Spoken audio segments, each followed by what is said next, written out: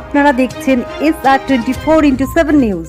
আমরা সবসময় যে আমি কত তাড়াতাড়ি মানুষের জন্য কাজ করতে পারবো, আমার মানে ওই একটা প্রসিডিয়ারের মধ্যে যে গোটা জিনিসটাকে যেতে হয়, যে চিঠি লিখে একটা প্রপোজাল, আমার মনে হয় এক্ষুনি যদি হয়ে যায়, ওই প্রসিডিয়ারগুলো না থাকলেই ভালো, আমার শান্তি হবে তাহলে।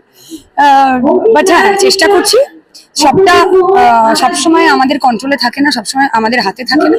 যতটা সম্ভব চেষ্টা করছি প্রতিশ্রুতি যা দিয়েছিলাম সেটা যেন 100% পূরণ করি। চেষ্টা আছে যে যেন 200% সেটা পূরণ করতে পারি।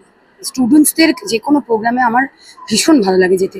এখন বড়নগরের সমস্ত স্কুলগুলি, কলেজগুলি আমাকে যখন যখন ইনভাইট করে অবশ্যই আমি চেষ্টা করি অ্যাটেন্ড করার, সেটা তো অবশ্যই আমার দায়িত্ব। তাছাড়াও ওদের মধ্যে গেলে আমরা আমাদের নিজেদের ছোটবেলাটাতে ফিরে যাই মনে হয়। School days, college days are the best আমার মনে হয়। এখনো আগে ভাবতাম কত তাড়াতাড়ি পড়াশোনা শেষ হবে, বাবা ভালো লাগছে না, পরীক্ষার টেনশন, কিন্তু এখন মনে হয় যে ওই দিনগুলোই বেস্ট। সত্যি ওদের মধ্যে এলে নিজের ছোটবেলা ফিরে পাওয়া। 33 কোটি দুর্গাপুজো আছে এই বছর। আমি সবাইকে বলেছি যে তোমরা একটা একটা করে হাত, একটা একটা করে পা নিয়ে চলে যাও। না, এইবারের জনপ্রতিনিধি হিসেবে দুর্গাপুজোটা আমার মনে হয় একটু আলাদা হবে। কারণ দেখো, আমাদের শিল্পী হিসেবে কিন্তু আমাদের সেই ভাবে আমরা ঘুরে বেড়ানোটা হতো না, মানে সেটা আমাদের প্রফেশনাল একটা লিমিটেশন বলা যেতে পারে। আমি কমপ্লেন করছি না, আমরা নিজেরাই, মানে দ্যাট ওয়াজ মাই চয়েস, আমি সেটাই সিলেক্ট করেছি আমার নিজের জন্য। কিন্তু এইবারে একটা অন্য রকম, পাড়ায় পাড়ায় পুজোয় ঘুরে বেড়ানো বলে না, সবাইকে সাথে নিয়ে হই হুল্লোড় করতে, এইবারে সেরকম একটা আনন্দ হবে।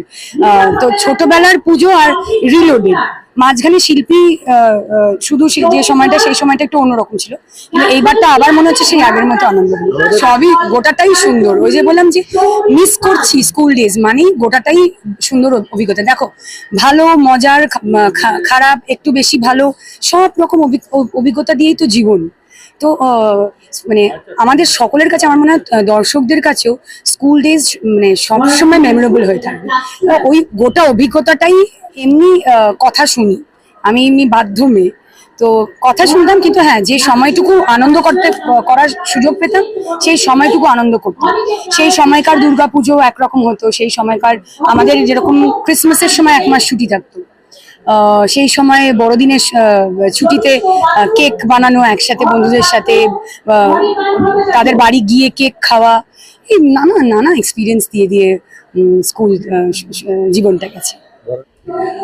দুস্থ, দেখুন স্কুলগুলো বা মাননীয় মুখ্যমন্ত্রী আমাদের যে এডুকেশন ডিপার্টমেন্ট আছে তার মাধ্যমে যেভাবে ছাত্রছাত্রীদের পাশে থাকেন, দুস্থ ছাত্রছাত্রীরা তো সবটাই স্কুল থেকে পেয়ে যায়। তারা জুতো থেকে শুরু করে 1 টাকা তাদের টিউশন ফি লাগে না, বই খাতা থেকে শুরু করে স্কুল ব্যাগ থেকে শুরু করে যাওয়ার জন্য সাইকেল থেকে শুরু করে ইউনিফর্ম থেকে শুরু করে কিছুই লাগে না।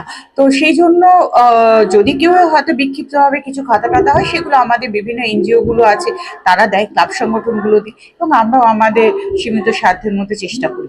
এটা আমাদের তো চলেই আসে এবং এটা আমরা করে থাকি, এটা কোনো প্রেরণা তো এমনিতে ধরুন আমাদের নেত্রী বা মাননীয় মুখ্যমন্ত্রী মমতা বন্দ্যোপাধ্যায় সবসময় বলেন যে মানুষের সমস্ত কাজের সঙ্গে থাকতে, অর্থাৎ ভালো কাজের সঙ্গে থাকতে বলেন, এবং সেই জন্য আমরা এই ধরনের অনুষ্ঠানগুলো করতে পারি এবং ওনার শুভেচ্ছা থাকে।